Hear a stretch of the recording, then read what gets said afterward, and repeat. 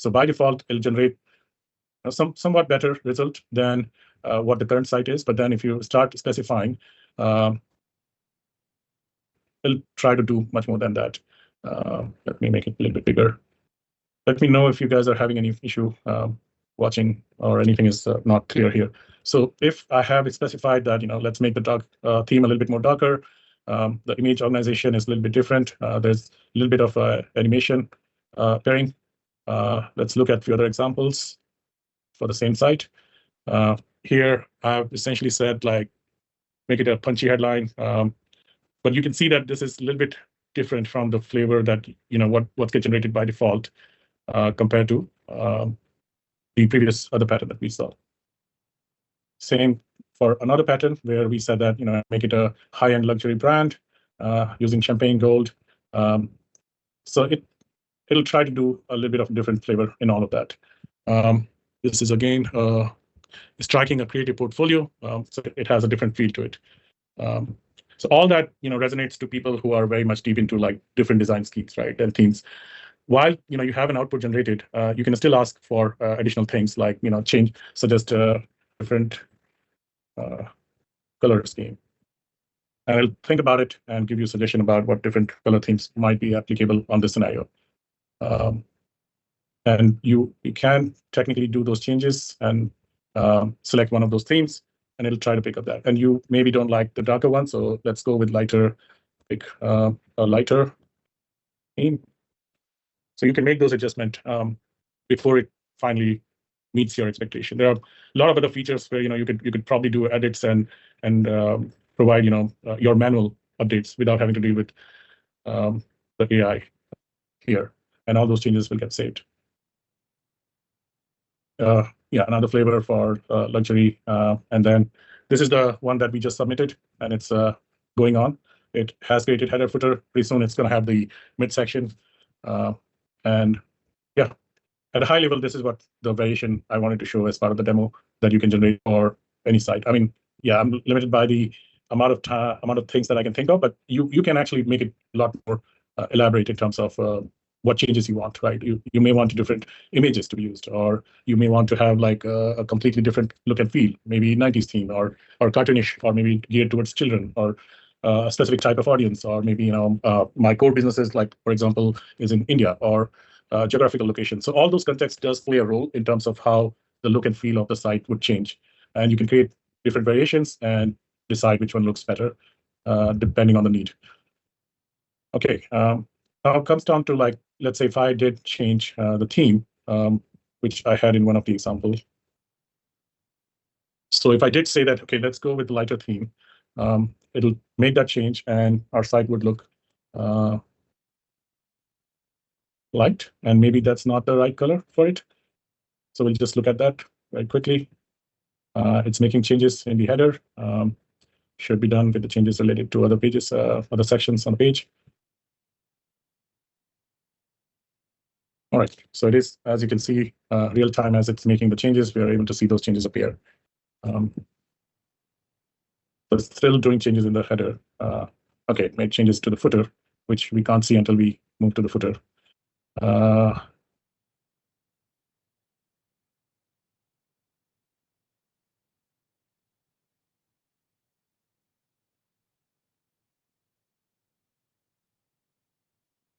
All right, it updated the hero section. So hero section now looks lighter.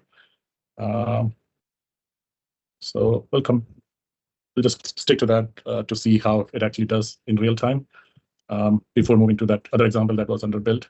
Most likely that one is complete by now. All right. Okay, feature section is also done. Now it should be looking at that other next section, which is currently still darker.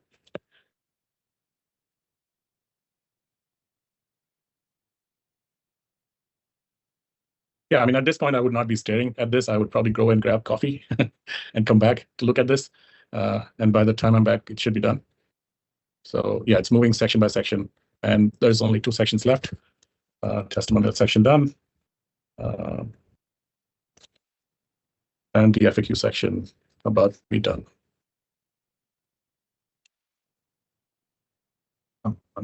All right. that's done and reflected. Looks like there's another section, which is call to action. So that should also get reflected. All right, I think this is pretty much what it should be. It will be doing. Okay, so now it suggests that, hey, do you want to try another color scheme or do you want to change the font? It's reloading the server because sometimes when you make changes, it could have the effect on the way the page looks and feels. So it did switch to the lighter theme. Maybe that's good.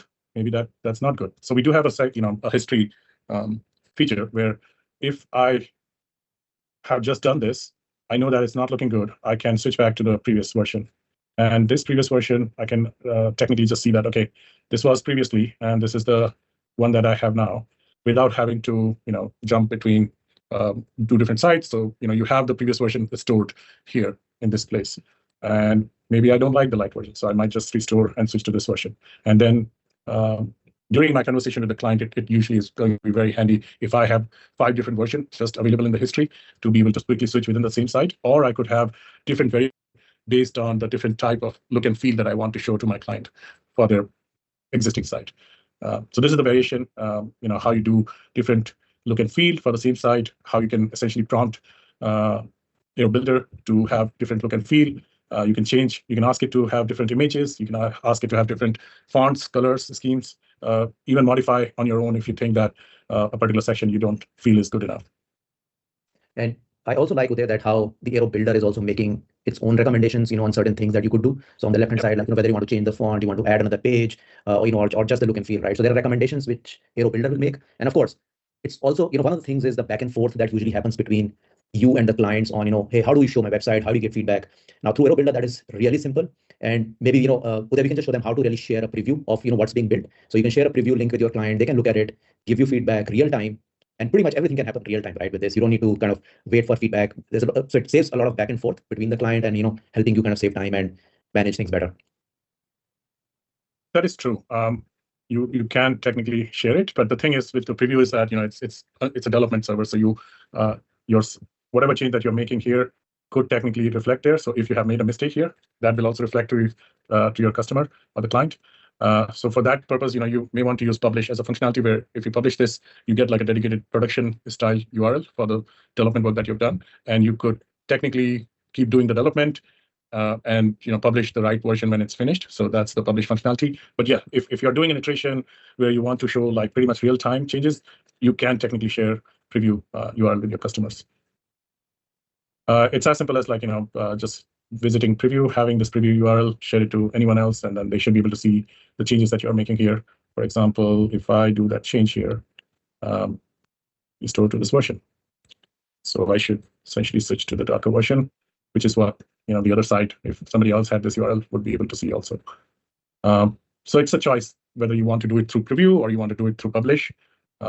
Everyone have their own way of operating, but this tool essentially allows you to operate in that flexible manner. Yeah, I like the lighter one still. Yeah. All right, with that, I think we have covered the part of rebuild and the way to do the restores. There's one feature that comes handy when there are things that you are aware in terms of the date and time.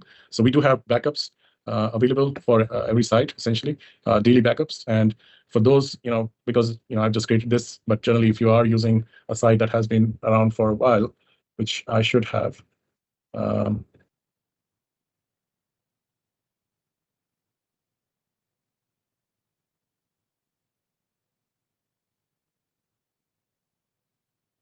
In the meantime, let's look at what happened to the one that we gave this, make it a little darker, and it did finish. It essentially captured 10 pages from that site, and it captured the images and other assets that were there. It generated a prompt based on the instruction that you have given, where it would generate a deep navy, ocean blue, and some color scheme, and that essentially is then used for building or rebuilding the site. Yeah. So going back to that email example. Yeah, sometimes if you're using the apps and you have not visited those in the last 7 days, they can take a while because we do hibernate sites if they're not active or not being used for 7 days.